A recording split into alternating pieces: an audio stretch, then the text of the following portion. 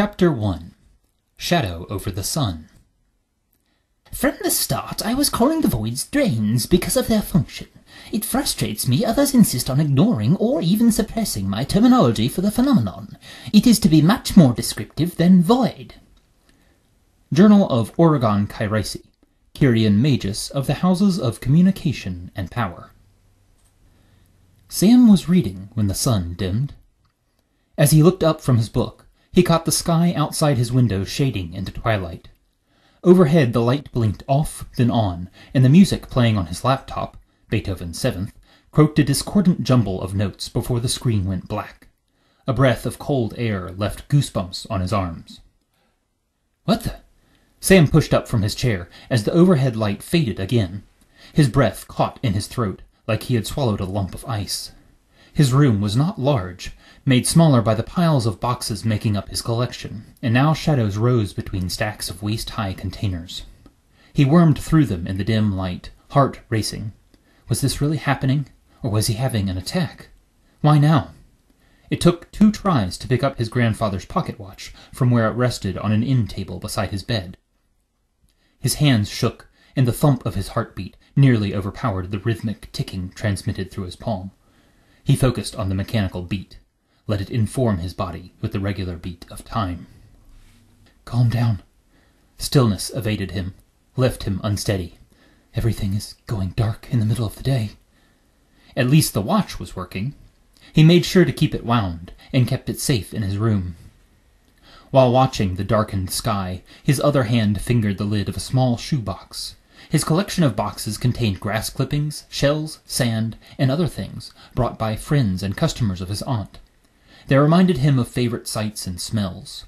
However, the shoebox contained things more precious than the rest. Half a belt, stiff from water damage, and the heel of a woman's left shoe, sheared off cleanly. No, can't think of them now. They're gone, and I can't change it. He shivered at another gust of cold air. His room felt like late January instead of August. He eyed the window, but the thought of opening it, letting in the places he didn't know, made his hands sweat. His hand left the box, moving to the window pane. He hissed and shook his fingers. The window was colder than the house, which meant outside must be too. He breathed out and raised his watch to his ear, listening to the steady beat. Is this all in my head? He hadn't heard a transformer blow, and there was no storm. It was so quiet, his rough breathing was like a train. He rubbed his arms, and a quick touch on his laptop's case nearly numbed his finger. His cell phone was powered down and wouldn't restart. Aunt Martha will know what to do. Get to safety. Sam weaved through the precise stacks of boxes, trembling. She would be in her sewing shop. Sam wiped sweaty hands on his shorts before pulling a coat from the closet and socks from a drawer. He dropped his watch in a pocket of the coat, but kept one hand on it. If the power outage kept up, he couldn't log in for his shift in technical support. What will they think? Will they fire me? He couldn't get his ethics essay done either, and he had to email it in by tomorrow night for his ethical theories class at his online community college. The chill air in the hall made him regret the shorts, but he shrugged his coat on, then leaned against the wall, pulling his socks on carefully.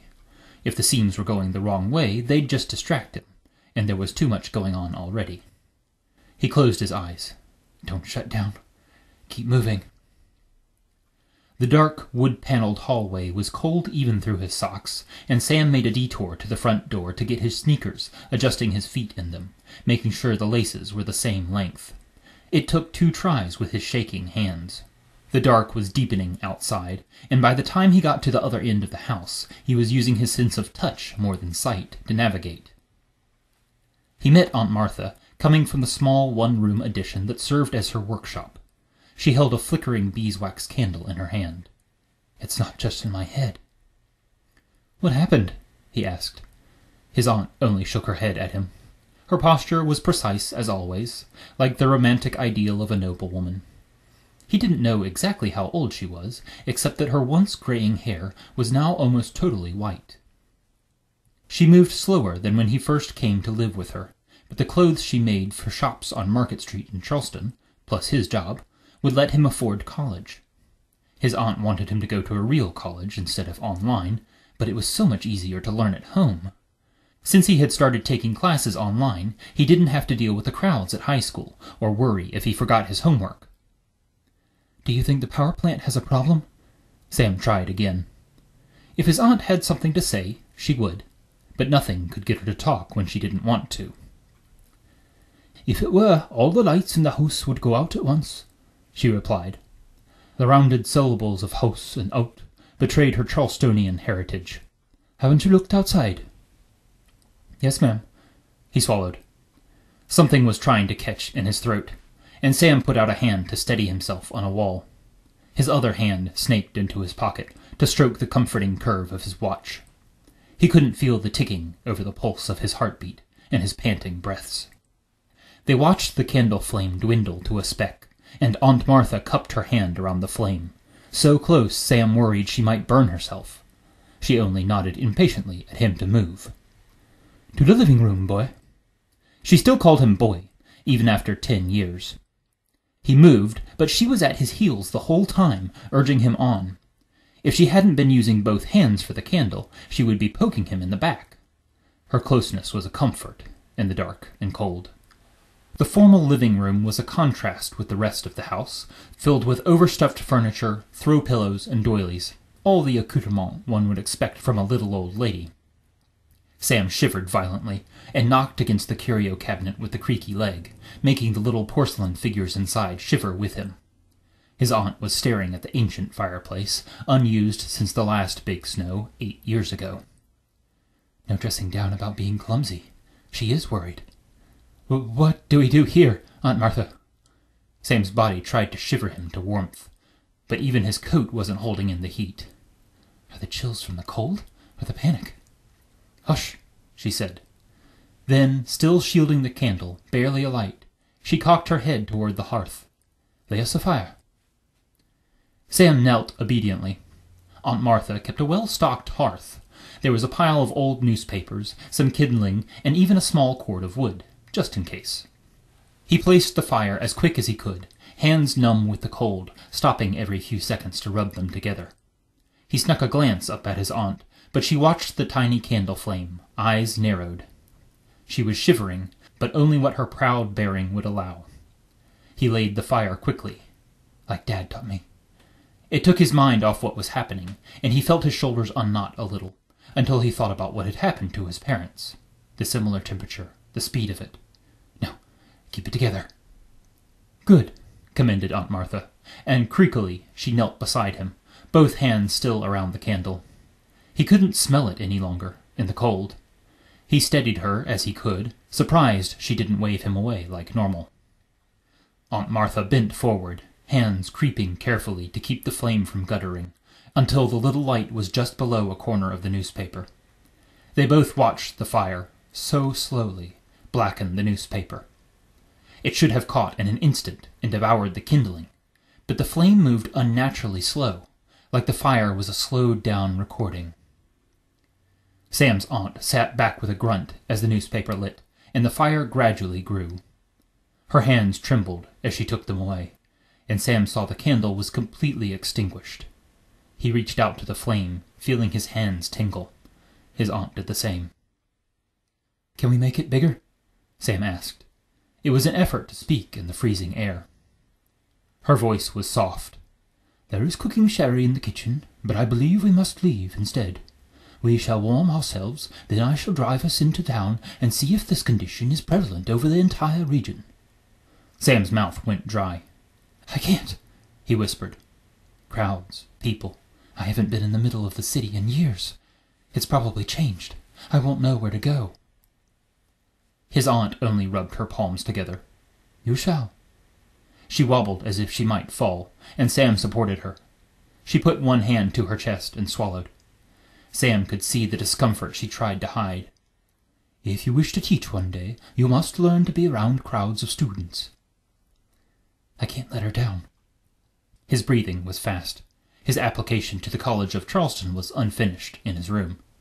People he knew were one thing, but so many, all together. More warmth was what they needed. "Let me put more wood on."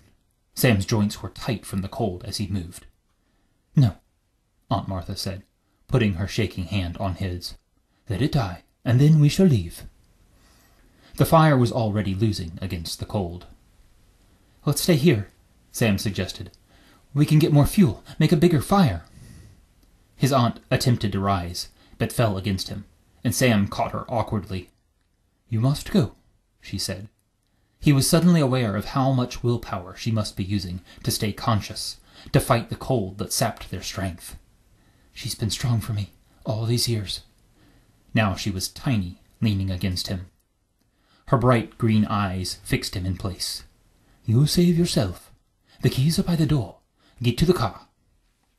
I don't know how to drive, he said. No excuses. His aunt shook, and one hand tried to reach for him. Failed. She made a small sound he had never heard from her. Aunt Martha? It was like a rock had lodged in his chest. She never submitted to anything. She couldn't now. Go. Sam scarcely heard the whisper. Aunt Martha's eyes flickered, and her head fell against him, unconscious. With his remaining strength, he pushed her closer to the failing fire, and wiggled onto the hearth. Something is deeply wrong with the world. His heart beat too fast, and his stomach clenched. The air's too thin. It was as if the very energy around them was leaving, electrical and natural. He struggled to grasp his watch, raise it to his ear. Even the watch was ticking slowly, winding down. He put it back in his pocket. Their only hope was to get warm enough. Then he could wake his aunt up. She will wake up. He prodded the weak flame with the thinnest piece of kindling, hoping to spark the fire back to life, but it wouldn't catch. His hand shook, and he dropped the sliver of wood. He fumbled below the stacked kindling, fingers trembling as he tried to close his hand around the tiny sliver, but they wouldn't respond. Can I get to the kitchen? To the cooking sherry?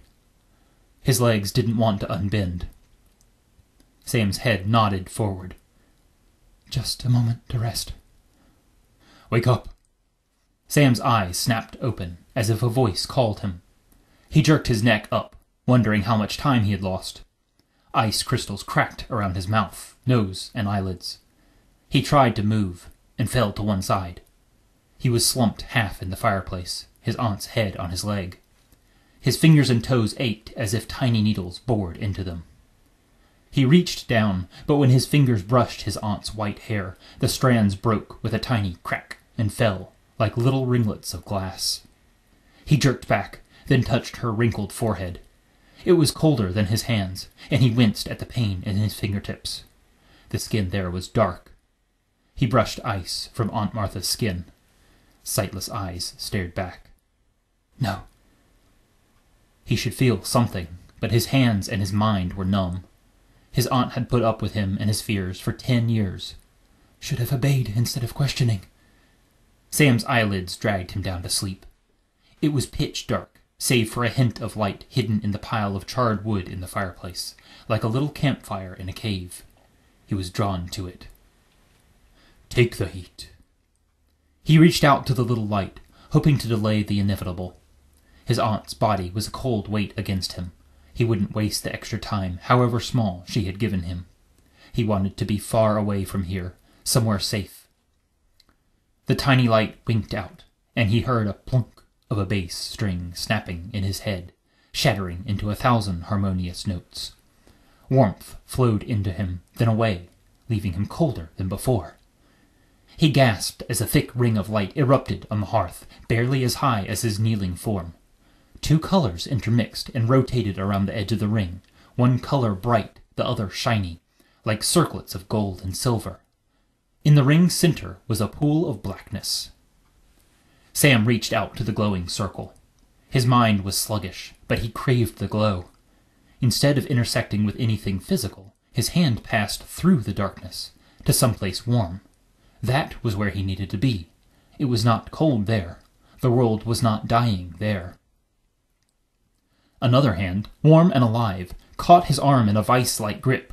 Sam's eyes widened, and he pulled back instinctively, but whoever was on the other side of the circle was stronger. He grabbed for his aunt's body, trying to bring her along. His numbed fingers slid across her frozen shawl, down one arm, clutching. His hand closed on nothing, as he was dragged head first through the hole in the air.